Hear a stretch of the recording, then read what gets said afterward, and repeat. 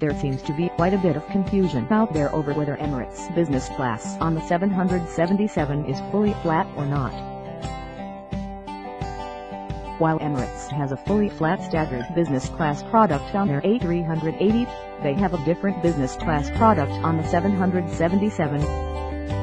The weird thing is that IBE heard mixed reports as to whether or not Emirates 777 long-haul business class product is fully flat. Even among people I know that have flown the Emirates 777, about half seem to think it is, while the other half seem to think it is fatty. I finally had the chance to test out the long-haul Emirates 777 300ER business class seat for the first time today, and I can kind of see the confusion.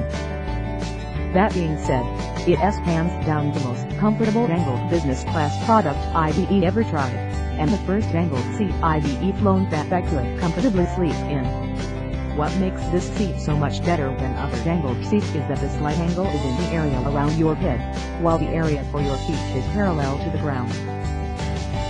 What usually annoys me most about non-fully flat seats is when the leg support is angled, since you feel like you reach sliding down the seat. That's not the problem in Emirates business class, fortunately.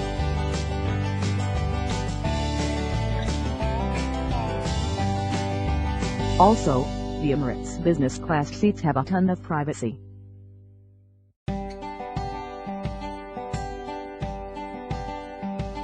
There is a shield between seats, so you really do feel like you read in your own cocoon when reclined. The major downside, however, is that they have 7 seats per row, so there is a middle seat in the center section. It is quite surprising that a leading airline like Emirates continues to take delivery of 777s with a business class product that has angled seats and middle seats, but I guess there is a reason for that. They know they can get away with it, given how many other things they have going for them.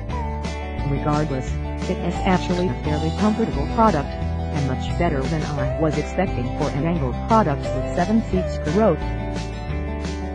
But it has not quite fully flat.